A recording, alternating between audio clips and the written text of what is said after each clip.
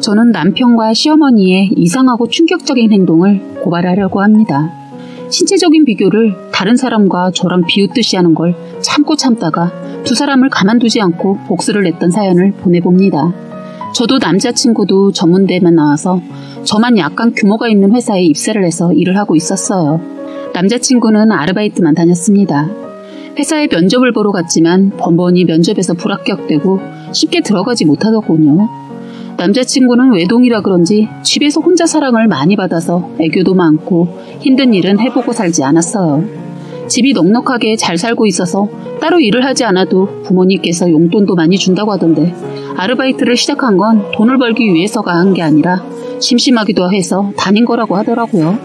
그리고 남자친구와 인연이 된 건 친구 소개로 만나서 친구로 지내다가 매번 자주 얼굴을 보다 보니 정이 들었다고 해야 하나요? 뭐 어쩌다 보니 사귀게 되었습니다. 그렇게 한 달인가 사귀었는데 자기 엄마를 소개해주겠다며 만나게 되었는데 첫날부터 남자친구의 엄마 반응이 떠오르네요. 저를 보자마자 입을 벌리고 다물지를 않았어요. 맞습니다. 제 모습을 보고 말입니다. 남자친구 엄마 참 경험 없는 사람이었고 말을 함부로 내지르는 사람이었습니다. 저를 보고 얼굴은 참 이쁘고 좋은데 몸이 왜 이렇게 크냐고 하시면서 아이쿠야 안 무거워? 라고 하시더라고요.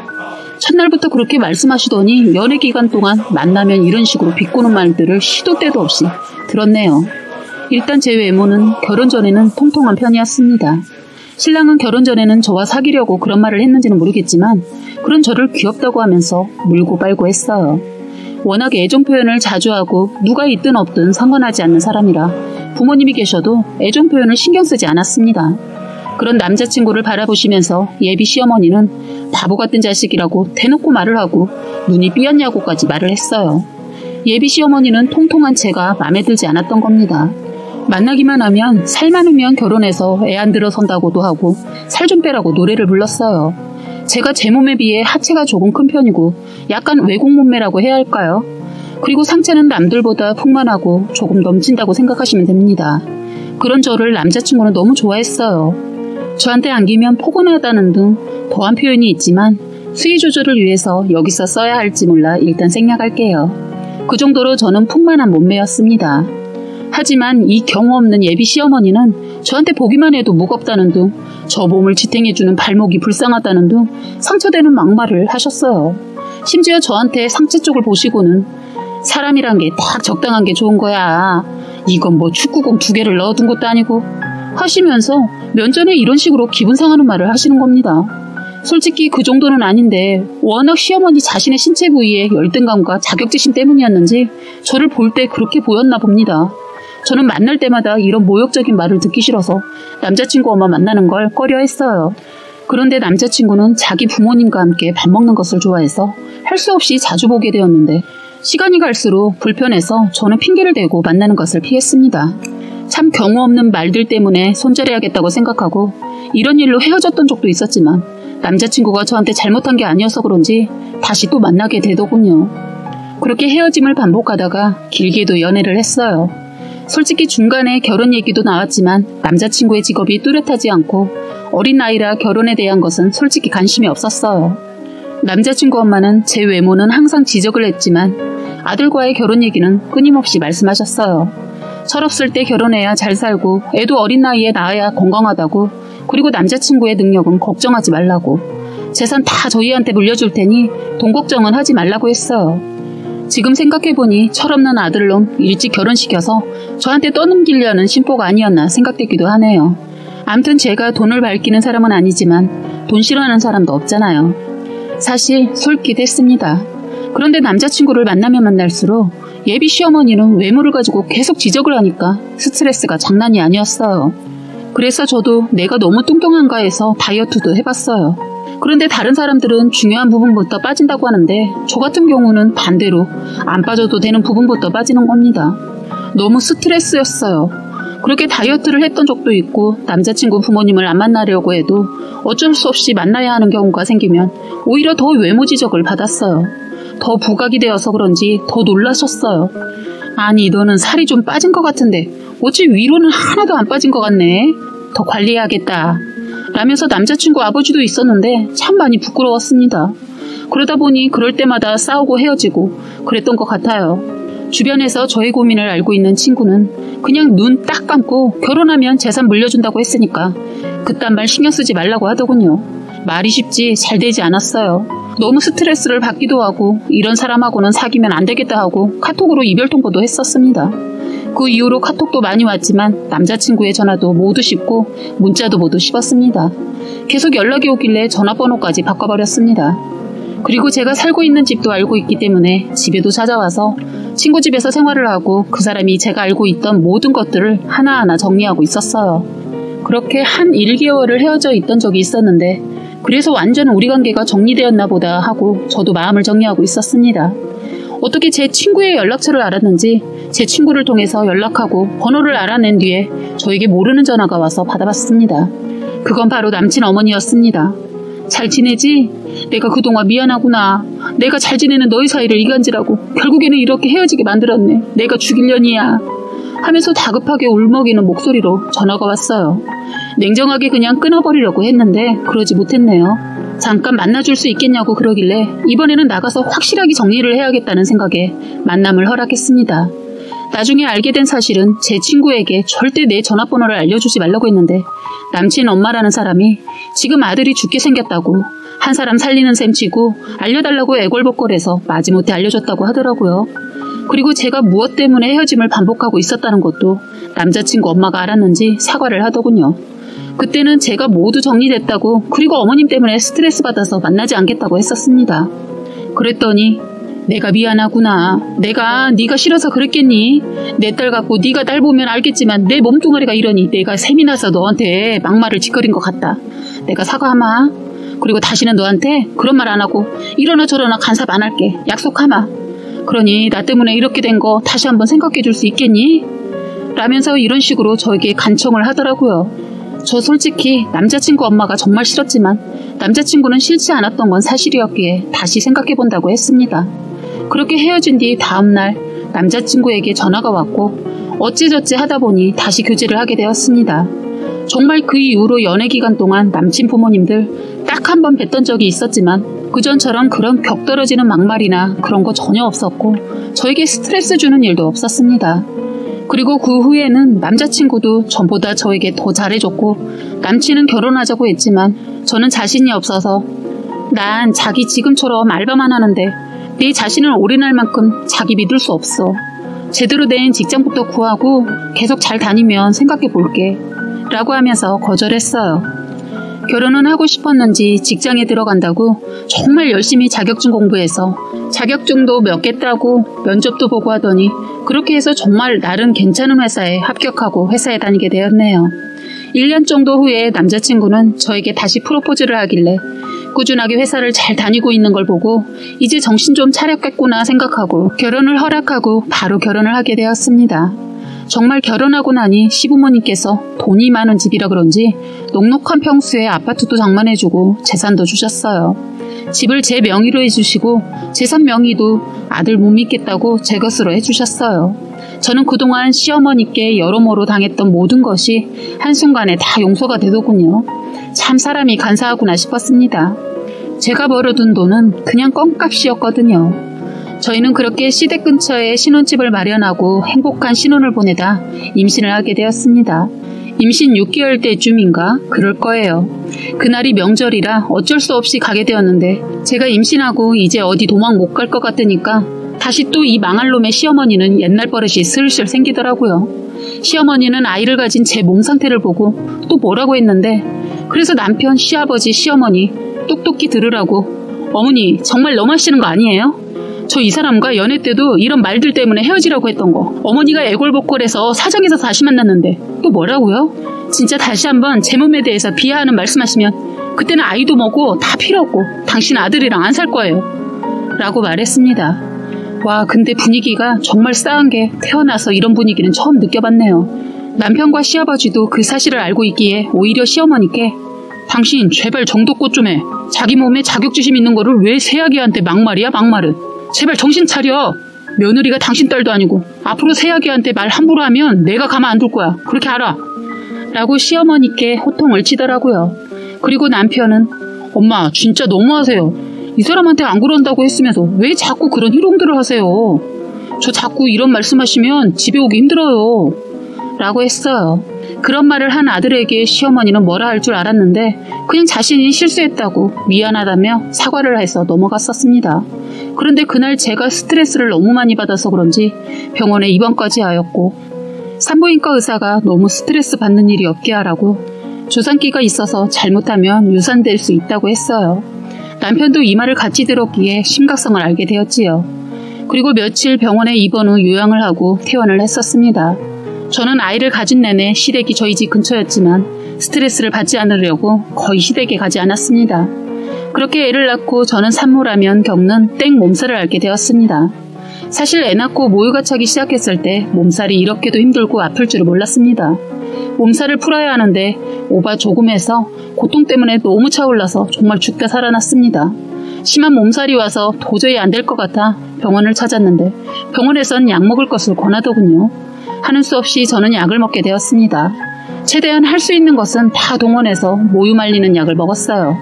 신기하게도 몸살은 나아졌지만 일주일이 지나자 제2차 성장기를 거치면서 중학교 때 이후로 한 번도 겪어보지 못한 가벼움을 느끼게 되었어요. 저는 그동안 어깨도 아프고 허리도 아파서 너무 힘들어했던 터라 가벼워진 제 몸에 저는 너무 좋았어요. 시어머니도 달라진 제 외모를 보고 그때서야 이제야 비율이 맞는다고 하면서 말씀을 하시더군요. 하지만 저는 볼품없는 완전 껌딱지가 된 겁니다. 아이를 낳고 변한 내 모습에 거울을 보고 펑펑 운 적도 있었고 몸이 결혼 전보다 아이 낳고 왜 이리 처량해 보이고 없어 보이는지 눈물이 나더라고요. 그런데 문제는 신랑은 제가 모유를 말리고 난 후 변화된 제 몸을 보고 변하기 시작했어요. 시부모님들은 제가 결혼하고 나서 그리고 저번 그 사건 때문에 그런지 항상 외적인 것에 말을 조심하셨어요. 그러다 출산 후부터 유달리 저희가 싸우는 걸 아시고 달라진 제 외모에 되려 칭찬을 아끼지 않으셨어요. 그런데 참 어이없게도요. 신랑이란 놈이 제가 애를 낳고 나자 어머니도 안 하는 외모에 대해 비교하고 지적을 하기 시작했어요. 그러다 보니 남편과는 계속 각방을 썼고 남편은 전에 저한테 막말을 던졌던 시어머니보다 한술 더 떠서 제 몸이 할머니같이 변했다고 했어요. 저는 너무 화가 나서 야 남편놈아 내가 다른 자식 낳다가 이렇게 된 것도 아니고 네 자식 낳는다고 이렇게 된 거야. 그런데 그게 나한테 할 말이라고 그런 말들을 해? 라고 했습니다. 어이없게도 시어머니가 안 그러니까 남편이 하는데 저는 당장이라도 이혼하고 싶었어요. 하지만 미련하게도 지금 태어난 내 아이도 있고 해서 맘처럼 되지가 않더라고요. 급하게 모유를 말리다 보니 제가 봐도 좀 이상할 정도로 탄력이 사라져서 저도 놀라긴 했지만 그렇다고 지 새끼 낳으면서 제 몸이 이렇게 됐는데 그걸 그렇게 말하더군요. 그날부터 저희는 만나면 거의 안 빠지고 싸우기 시작했던 것 같아요. 아이가 클 때도 육아에도 전혀 도움을 주지 않고 밖으로 나돌기 시작했어요. 시어머니는 저희 둘의 사이가 좋아 보이지 않음을 눈치채고는 하루는 시간을 내보라고 하면서 우리 부부와 함께 밖에서 밥을 먹자고 하더군요. 아이를 시아버지한테 맡기고 셋이서 밥을 먹으러 가는데 참 어이없고 기가 막힌 말을 들었네요. 신랑이란 놈은 밖에 지나가는 남녀를 보더니 옛날에 제 체형과 같은 여자들만을 뚫어져라 훑어보더니 저 남자 좋겠다 하는 겁니다. 속에 있던 말이 그냥 나와버린 거예요. 순간 시어머니는 팔꿈치로 아들을 툭 치더니 그만하라는 신호를 보내더군요. 그러고서는 시어머니는 좋긴 뭐가 좋아 이놈아. 부모 있는 앞에서 잘한다. 너 정신 똑바로 차려. 너희 부부 사이 요즘 안 좋아 보이는데 대체 왜 그런 거야? 너 이러고 보니 아이 낳고부터 그러던데 뭔 문제 있는 거야? 라고 하더라고요. 어머니 지금 이 사람 하는 행동들 보셨죠? 먹긴 먹였어요. 저와 결혼했는데 아이 낳고 변한 제가 싫은 거죠. 저 요새 제 자신이 변한 것도 적응하기도 힘든데 이 사람까지 이러니 정말 더 죽고 싶고 힘들어요. 그만 살고 싶지만 아기 때문에 참고 있어요. 라고 눈물이 나는 거 꾹 참고 말을 했고 남편은 당황했는지 어쩔 줄 몰라 하더라고요. 시어머니 남편에게 오만 가지 욕을 하면서 정신 차리라고 했어요. 그때 살면서 들을 욕은 다 들었던 것 같아요. 저도 이제는 참다 더 이상은 안 될 것 같다. 그때 결심을 했습니다. 그날 저녁에도 어김없이 대판 부부싸움을 하게 되었고 저는 그날로 짐을 싸들고 바로 나가려고 했는데 이대로 내가 나가버리게 되면 이혼할 때 내가 더 불리할 것 같아서 참고 있었고 이혼 도장을 찍자고 했어요. 하지만 내가 누구 죽으라고 이혼을 하냐고 남편은 절대 못 해준다고 하더라고요. 그렇다고 해서 변호사를 통해서 이혼하는 것도 그렇고 해서 남편과 이혼할 건덕지를 찾기 시작했어요. 저와 신랑의 나이가 어린데도 애 낳았다고 부부 생활을 하지 않는 신랑이 분명 다른 행동을 하고 있다고 느끼고 있었기 때문입니다. 워낙 껌딱지처럼 저에게 들러붙었던 남자인데 애 낳고 변해서 저는 의심을 안 할 수가 없었죠. 꼬리가 길면 잡힌다는 말을 이럴 때 쓰나 보나 했네요.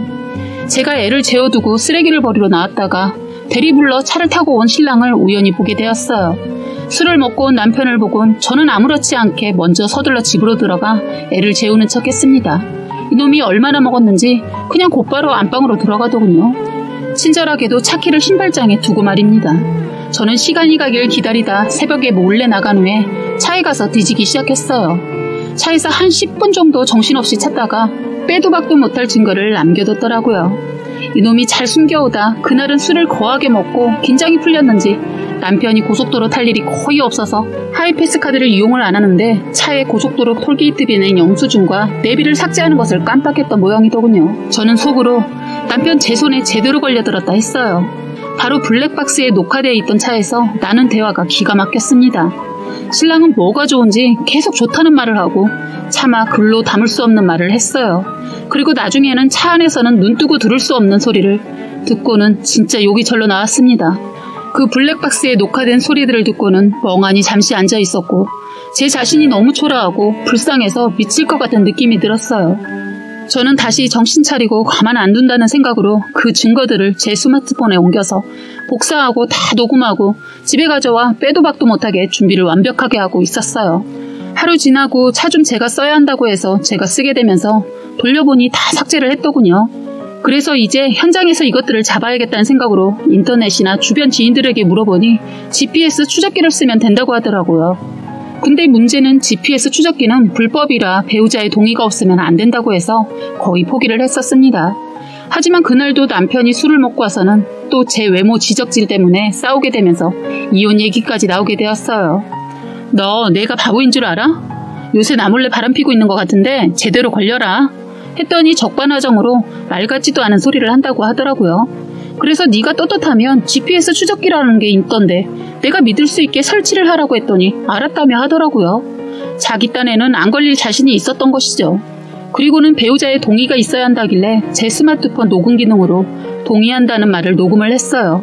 그리고는 그 주 일주일에 사람을 불러서 남편이 찾아도 찾을 수 없는 차 구석 부분에 GPS 추적기를 부착을 했었습니다. 저는 위치 추적기를 달아두고 신랑의 동선을 살피기 시작했어요. 신랑도 자신의 차에 GPS 추적기가 달려있다는 걸 의식해서인지 GPS 어플로 확인해보니 그 차를 타고는 몇 달간은 의심이 갈 만한 곳에 가지 않았어요.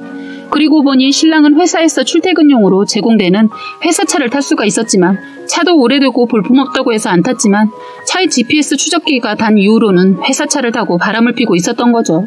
그러던 중 회사차가 고장이 났는지 어쨌는지는 모르겠지만 GPS 추적기가 달린 차량을 타고 출근을 했더라고요. GPS 추적기를 단 지도 꽤 되고 내가 별의별 의심을 보이지 않는 것 같으니까 깜빡 잊어버리고 저희 차를 타고 갔던 모양이에요. 그날 마침 제가 대형마트를 가려고 차를 타려고 했는데 차가 없길래 남편이 타고 갔나 하고 그냥 택시를 타고 갔다 왔어요. 그런데 그날 남편에게서 전화가 왔고 그날 남편은 친구 아버지가 돌아가셨다고 상갓집에 가야 돼서 오늘 못 들어온다고 하더라고요. 그래서 상갓집 위치는 어디냐고 꼬치꼬치 물었고 알았다고 했는데 문득 몇 달 전에 달아놓은 GPS 추적기가 생각이 났어요. GPS 추적기를 볼 수 있는 어플을 실행시켰고 남편의 차량 위치는 상갓집이 아니라 정반대인 곳에 위치하고 있었고 저는 신랑의 동선이 딱 봐도 어디라고 말할 수 있는 곳에 머물더군요. 저는 그때 의심이 들었어요. 그래서 저녁 때 저는 볼 일이 있다며 아이를 친정 언니 집에 맡기고 이런저런 사정들과 지금까지 있었던 일을 전부 말하고 친정 부모님께도 말씀드렸어요. 제가 남편 때문에 힘들어하는 걸 잘 알고 있는 친정 오빠한테 전화를 해서 같이 가자고 해서 총 3명이 친정 아버지 차를 타고 현장을 잡으러 가자고 했습니다. 남편이 있는 차까지 가는 곳 내내 차 안은 정말 적막이 흘렀습니다. 너무 늦어버린 것은 아닌가 걱정했는데 다행히 신랑 차가 보이더군요. 차 뒤에 도착했는데 작은 음악 소리가 나는 거예요.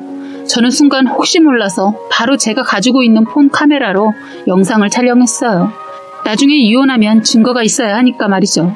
그때 차 안에 2명이 있는 걸 보시곤 친정아버지는 화가 난 나머지 차를 벌컥 열었는데 이것들은 문도 안 잠갔더군요. 아무튼 참 입에 담지도 못할 것 같기도 하고 이 글로 쓰지도 못하겠지만 그 안에 있던 두 년놈들을 아버지가 끌어냈어요. 딱 붙어서 떼어내려고 하자 서로 그런 상태여서 그런지 서로 안고 떨어지려 하지 않자 제가 머리를 잡아 끌어도 죽어도 떨어지지 않더군요. 너무 소란스러웠던지 몇몇 사람들이 남편이 주저한 이곳에 몰려들고 모든 사람들의 웃음거리가 되자 그 여자는 차 안에 있던 자기 옷을 급하게 챙겨들고 도망가려 하더군요. 저는 그녀 머리채를 잡고 도망가지 못하게 하고 옷 입는 것까지만 허락을 하고 상간녀 소송 안 하겠다고 하고 번호를 받았습니다. 자기들이 저를 속여놓고 제가 자기들을 속일 거라고는 생각 못한 것 같더군요. 저는 순순히 그 여자 보내주고 남편 시부모한테 전화를 했어요. 그리고 카톡으로 지금 녹화한 장면을 모두 보냈습니다. 그리고서는 이제 이런 쓰레기는 저는 냄새나서 같이 못 사니까 알아서 하세요 했더니 시어머니 내가 미안하고 잘못했다고 시어머니는 빌더군요. 당사자는 당당하게 서 있는데 말입니다. 저는 그 자리에서 분명하게 이혼할 것이라고 의사를 밝히고 저희 친정아버지도 저딴 놈이랑 당장 헤어지라고 하고 오빠는 쌍욕을 하면서 지금이라도 죽일 듯이 달려들려고 했는데 괜히 나중에 문제 생길까봐 간신히 말렸습니다. 다음날 친정 부모님과 함께 가서 짐도 챙기고 집도 내놨어요. 어차피 명의가 달라서 시댁에선 손을 쓸 수가 없었어요. 나중에 그 사실을 알고 저보고 독하다고 하더군요. 저는 쓰레기 같은 게 제 아이의 아빠라는 게 아이에게 미안할 뿐이라고 말하고 저에게 주신 재산은 손주에게 사죄하는 마음으로 주신 거라고 생각하라고 했어요. 더한 것도 요구할 수 있지만 더 이상 질질 끌고 싶지 않기에 이렇게 끝내겠다고 했더니 자기들도 면목이 없던지 더 이상 어떠한 리액션도 취하지 않으셨어요. 그 상간녀 그것도 법적인 조치 취하고 끝냈습니다. 손이 발휘되도록 빌었지만 용서해주지 않았어요. 나쁜 것들은 벌을 받아야 마땅하니까요. 이혼 과정과 상간녀 소송 등등 더 많은 사건 사고들이 더 있었지만 그 모든 내용 하나하나 다 글로 썼다가는 날이 새도 모자랄 것 같아서 여기까지만 사연을 쓰려고 하네요. 마지막으로 그 부모의 그 자식이라는 말이 딱 맞는 것 같아요. 이혼한 머저리 같은 남편, 시부모들의 항상 언사가 그래서 그런지 당연히 이들도 언사와 행동이 그러지 않았을까 생각도 들고요. 그리고 그런 인간 좋다고 결혼한 내가 더 바보 멍충이지만요. 위의 사연처럼 많이 후회하고 큰 아픔을 겪어서 그 트라우마 때문에 앞으로 어떤 남자와 만나고 싶지도 않네요.